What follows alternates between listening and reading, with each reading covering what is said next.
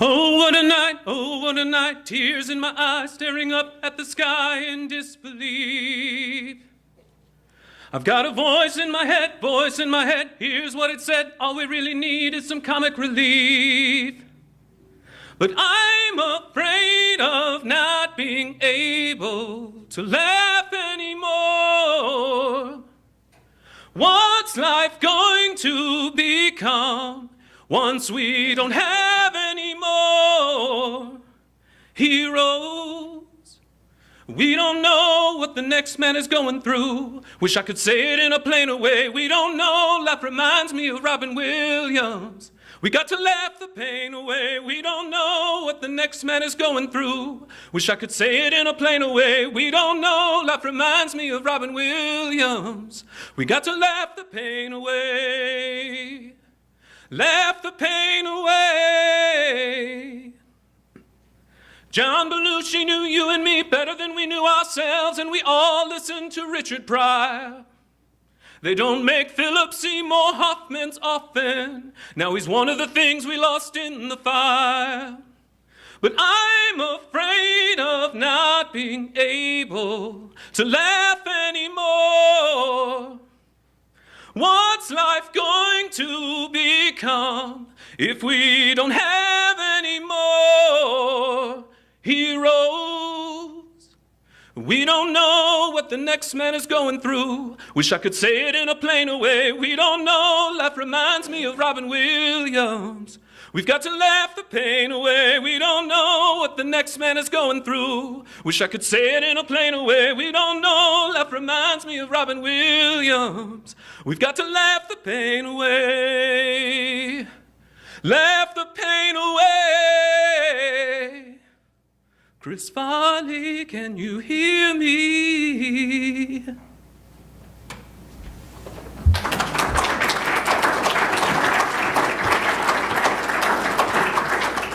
Hi, everybody. I'm still trying to figure out how to get by in a world without a Robin Williams in it.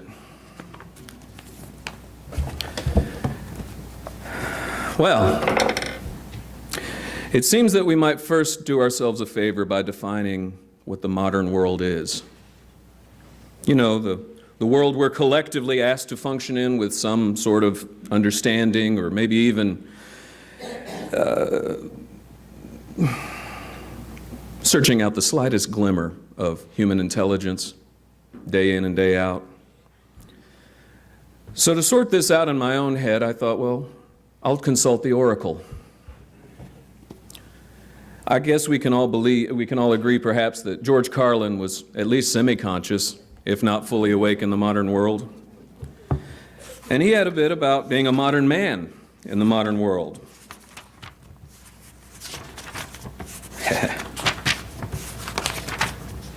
And it's called The Modern Man.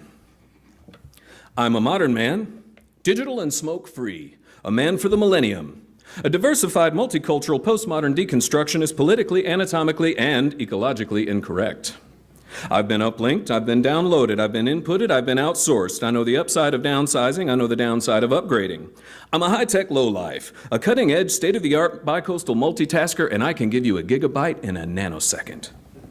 I'm new wave, but I'm old school, and my inner child is outward bound. I'm a hot-wired, heat-seeking, warm-hearted, cool customer, voice-activated, and biodegradable. I interface with my database is in cyberspace, so I'm interactive, I'm hyperactive, and from time to time, I'm radioactive. Behind the 8 ball, ahead of the curve, riding the wave, dodging the bullet, pushing the envelope. I'm on point, on task, on message, and off drugs. I got no need for coke and speed. I got no urge to binge and purge. I'm in the moment, on the edge, over the top, but under the radar. A high-concept, low-profile, medium-range ballistic missionary. A streetwise smart bomb. A Top Gun bottom feeder. I wear power ties. I tell power lies. I take power naps. I run victory laps. I'm a totally ongoing Bigfoot slam-dunk rainmaker with a proactive outreach. A raging workaholic. A working rageaholic. Out of rehab and in denial. I've got a personal trainer, a personal shopper, a personal assistant, and a personal agenda. You can't shut me up. You can't dumb me down, because I'm tireless and I'm wireless. I'm an alpha male on beta blockers. I'm a non-believer, I'm an overachiever, laid back but fashion forward, up front, down home, low rent, high maintenance. I'm supersized, long-lasting, high-definition, fast-acting, oven-ready, and built to last. Hands-on, footloose, knee-jerk head case, prematurely post-traumatic, and I have a love child who sends me hate mail. But I'm feeling, I'm caring, I'm healing, I'm sharing, a supportive, bonding, nurturing primary caregiver. My input is down, but my income is up. I take the short position on the long bond, and my revenue stream has its own cash flow. I read junk mail, I eat junk food, I buy junk bonds, I watch trash sports. I'm gender specific, capital intensive, user friendly, and lactose intolerant. I bought a microwave at a mini mall. I bought a minivan at a megastore. I eat fast food in the slow lane. I'm toll-free, bite-sized, ready to wear, and I come in all sizes.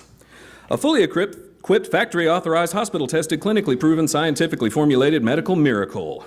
I've been pre-washed, pre-cooked, preheated, pre-screened, pre-approved, pre-packaged, post-dated, freeze-dried, double-racked, vacuum-packed, and I have an unlimited broadband capacity. I'm a rude dude, but I'm the real deal. Lean and mean, cocked, locked, and ready to rock. Rough, tough, and hard to bluff. I take it slow, I go with the flow, I ride with the tide, I got glide in my stride. Driving and moving, sailing and spinning, jiving and grooving, wailing and winning. I don't snooze, so I don't lose. I keep the pedal to the metal and the rubber on the road, and I party hardy, so lunchtime is crunch time. I'm hanging in, there ain't no doubt, and I'm hanging tough. Over and out.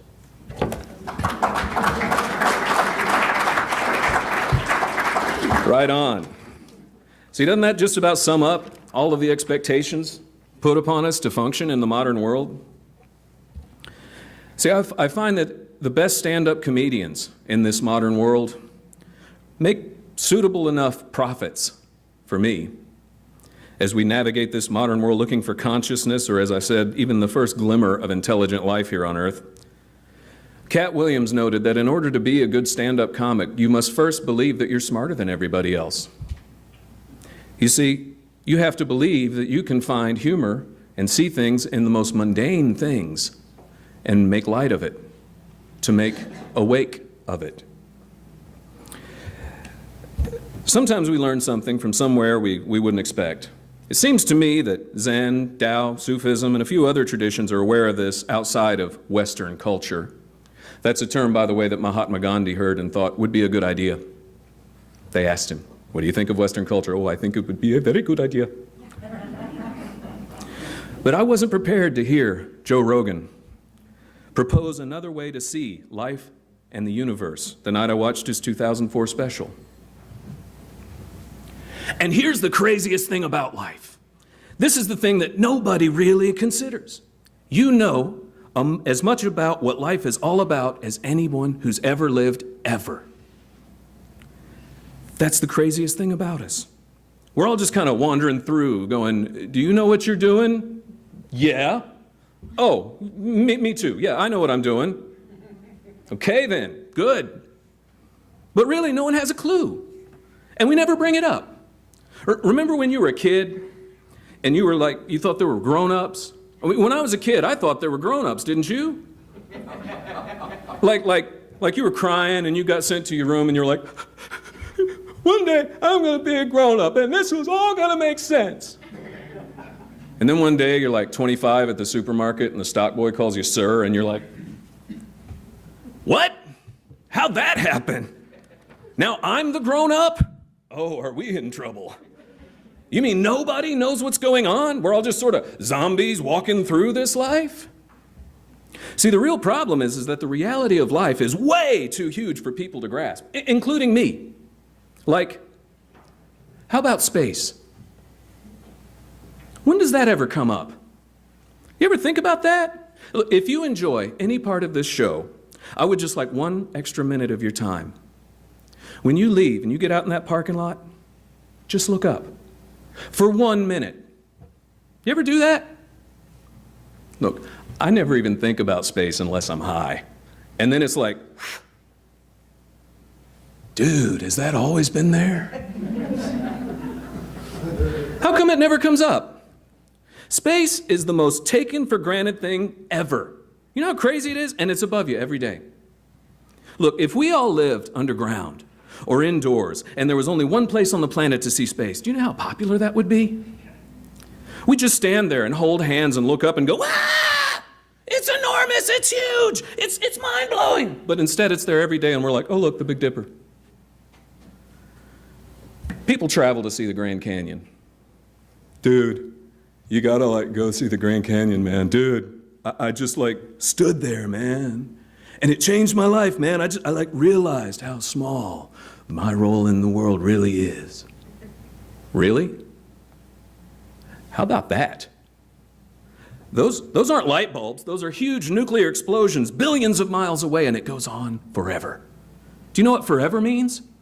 It means that in this whole universe of hundreds of billions of galaxies, they might just be part of one atom that's in one cell of one guy who lives in another universe that's part of one atom that's in one cell of a guy. And it goes on and on and on and on forever, and there's no end. And you're looking at a ditch. You just drove 6 hours to look at a ditch. You can see the bottom. Why is that even interesting to you? Yeah, it's big, you're small. Some people don't believe in aliens. I do believe in aliens. But I believe they gave up on people a long time ago. I mean, maybe there's a couple of liberal aliens hanging around. Hey, dude, man, I think they're going to get it together now, man. We should help them out, give them some technology. No. Every time we do that, they blow stuff up. And now for something completely different. I'm often asked about my own belief systems, or BS. Anybody remember Kurt Vonnegut, right? In order to get through this life intact, you really should have a good BS detector.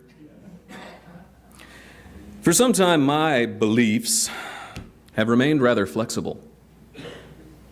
That's not really an oxymoron like jumbo shrimp or military intelligence, you see. Some mornings I wake up, I feel somewhat Buddhist. Other days I'm agnostic. I saw a great bumper sticker once. It said, I'm agnostic. That means I don't know and you don't either. Maybe a good way to be is WTB maybe better than BS? It'd be to find value in things intelligent people have to say. See, when that happens, you have an opportunity to widen your own lenses. Open yourself up to ideas that perhaps hadn't previously jived with you. Hey, I looked it up in a thesaurus. I couldn't find a better descriptive than jive. To this end, we reach an argument made by the great Bill Maher. By the way, he's who I get my news from. I mean, everybody else reads the paper or sees the internet and all that. I don't believe any of it because 2 days later it's proven wrong or whatever. I get my news from Bill Maher. It's a week late, but it's right. And his argument in this case is that atheism, he's an atheist, is not religion.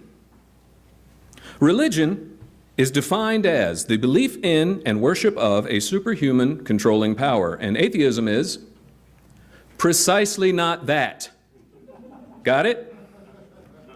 Atheism is a religion like bald is a hair color. Now, believe it or not, I don't really enjoy talking about religion all the time. In fact, not only is atheism not a religion, it's not even my hobby. And that's the best thing about being an atheist. It requires so little of your time.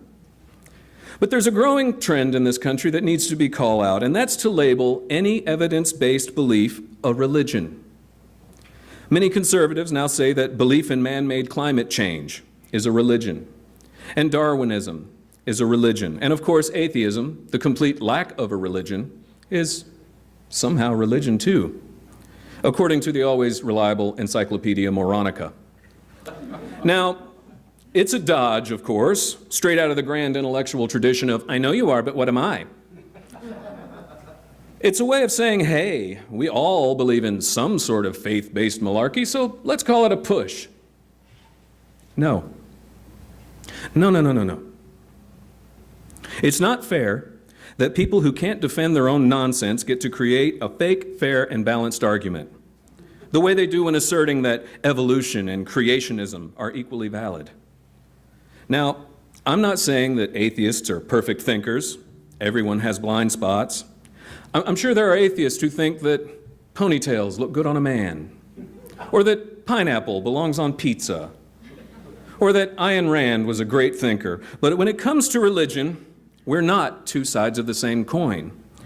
And you don't get to put your unreason upon the same shelf as my reason. Your stuff has to go over there with Zeus, Thor, and the Kraken, with stuff that is not evidence-based, stuff that religious people never change their minds about no matter what happens. Now, ladies and gentlemen, and other, I'd like to interrupt Bill right there, just for a second. That is one of the most beautiful sentences I've ever heard in my whole life. Isn't that what we understand to be faith? I'm going to shock us all by mentioning to you that I have a good many Christian friends, more so than any other religion that I know, just because of the area of the country we live in. And a big reason that we're all able to be such good friends is because I perceive that my friends see a person before they see a potential convert. You see, they seem to understand the idea of defending their faith is an oxymoron, kind of like the above-mentioned jumbo shrimp, military intelligence, right? I think this is to be admired. But back to Bill. You see, that's not atheism. I'm open to anything for which there is evidence. Show me a God, and I will believe in him.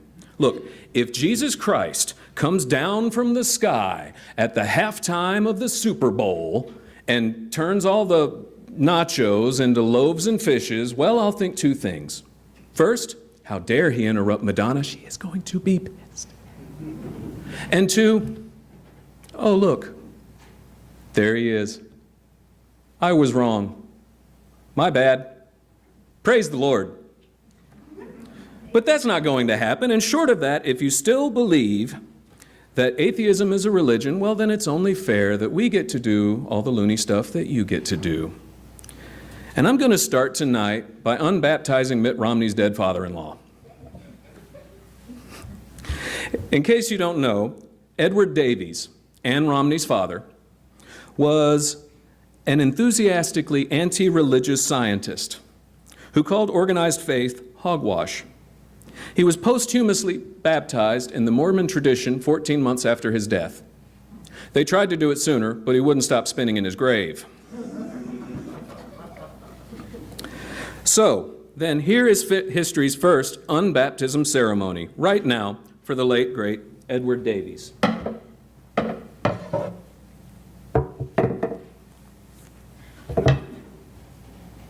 Dearly beloved, we are gathered here today in the presence of math, gravity, evolution, and electricity to honor Brother Edward and to send the powers of SEAL Team 666 to rescue him from the planet Kolob so that he may spend the rest of eternity hanging out with the sort of free-thinking people he chose to hang out with here on Earth. So, by the power granted to me by the Blair Witch, Shlemiel Shlemazo, E pluribus mumbo jumbo, expecto patronum, sususudio yamama, I call upon the Mormon spirits to leave your body the hell alone. Brother Edward, in this life you had to put up with Mitt Romney. You've suffered enough. Please address all complaints directly to me after the service. I'll be happy to talk to you. I meant no harm by that. In other news, there seems to be hope. It often comes to us as unexpectedly as the punchline in a good joke. There is a point. Is there a point to all this? Let's find a point. Is there a point to my act? I'd say there is. I have to.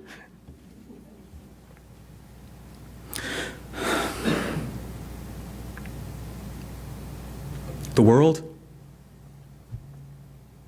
is like a ride at an amusement park, and when you choose to go on it, you think it's real because that's how powerful our minds are. And the ride goes up and down and around and around. It has thrills and chills, and it's very brightly colored, and it's very loud. And it's fun for a while.